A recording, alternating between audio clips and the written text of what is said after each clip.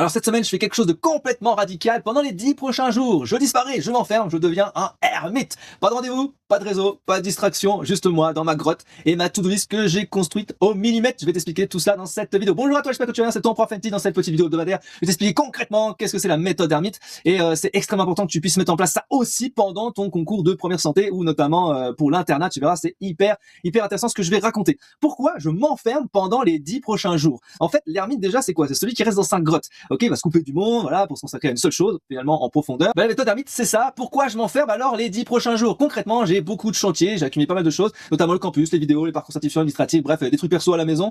Et donc, je me suis dit, c'est vraiment un moment idéal, ça c'est en plus que je suis tout seul pendant les 10 prochains jours, pour me concentrer en profondeur et aller vachement plus vite.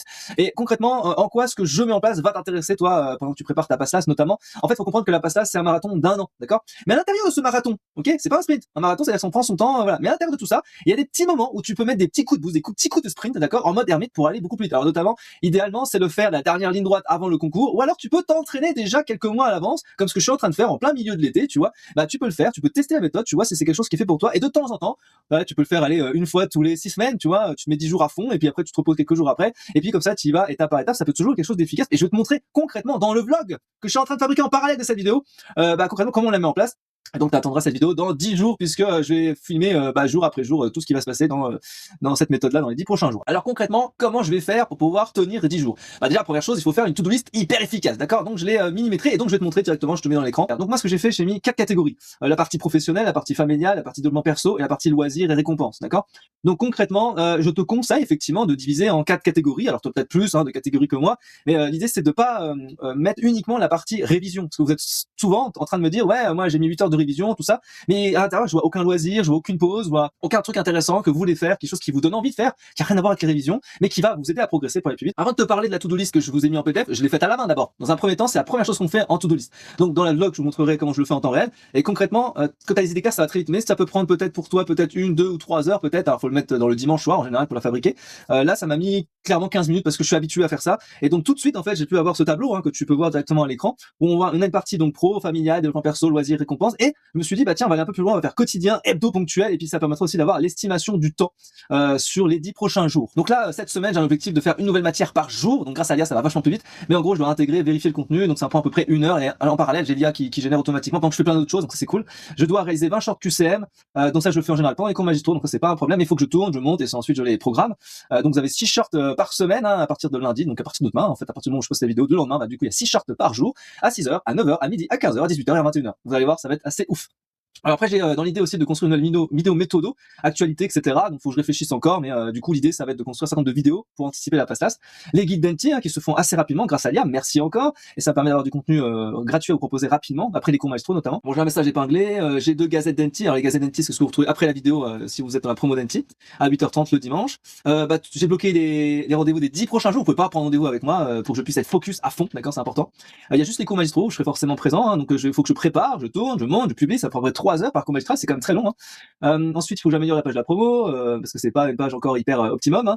Il faut que je retravaille des pages du site. Quand ça vient, ça va plus vite. Il faut que je fasse les descriptions YouTube, il faut que je fasse les miniatures, les posts Facebook, YouTube. Même, j'ai pas pensé, mais il y a aussi Instagram. Il faut que je fasse aussi 90 QCM pour YouTube. Donc c'est un nouveau QCM par jour que je ferai à partir de début août. L'idée c'est d'avoir des QCM vraiment bien détaillés qui puissent avoir de plus en plus d'interactions, d'accord. 200 questions-réponses pour alimenter le coach IA par matière. Donc ça va assez vite, c'est grâce à l'IA. Ça permet de vraiment d'être hyper précis. Il faut que je travaille sur mon gabarit sur le parcours certifiant, donc que je proposerai à partir de mi-août. Donc l'idée c'est de pouvoir travailler là-dessus. J'ai des mises en page à améliorer sur le campus et pas mal de trucs intéressants, et la contact est pas du tout intéressant, voilà. Et puis si j'ai le temps, je fais une vidéo FAQ. Bref, vous avez vu, il y a beaucoup de choses d'un point de vue professionnel, et à faire ça sur 10 jours, c'est quand même assez chaud, je vous le dis tout de suite, mais je vais le tenir.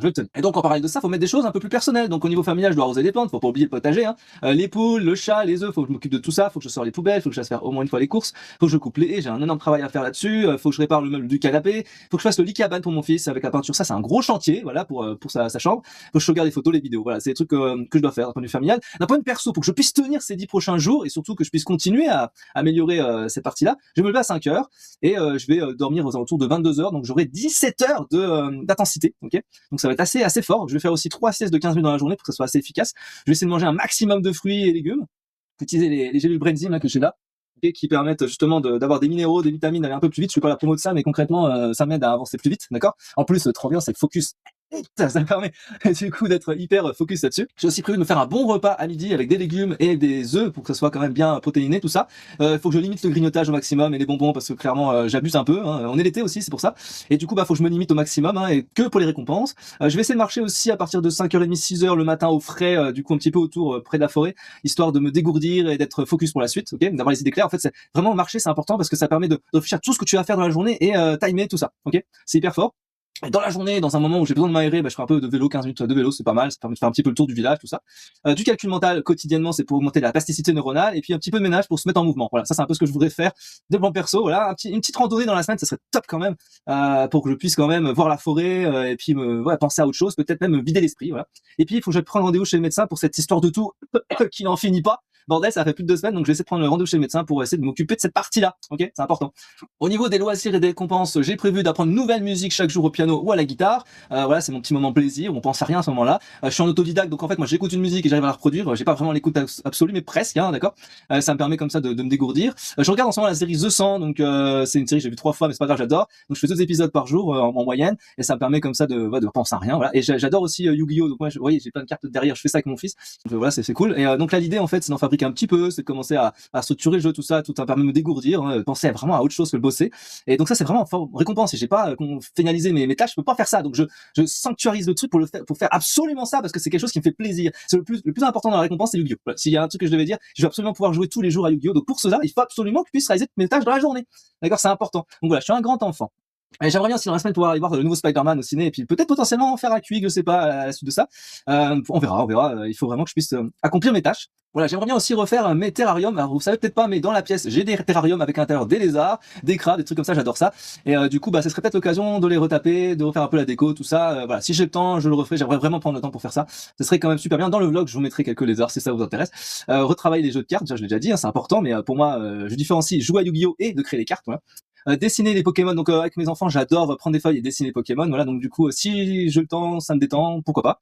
Et jouer au Toupie, je suis encore un grand enfant, hein, et du coup j'ai créé toute une arène pour mes enfants.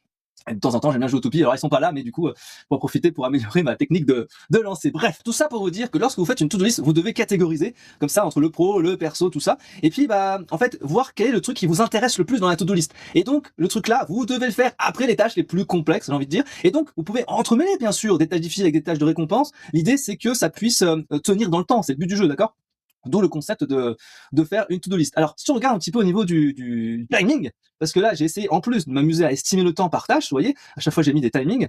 Et donc là, l'idée, au bloc quotidien, ça ferait après 85 heures, hebdo, ça ferait 12,40, ponctuel 47, ça fait 145 heures. On fait un calcul très simple de tête. Si je travaille de 5h à 22h, il y a donc 17 heures.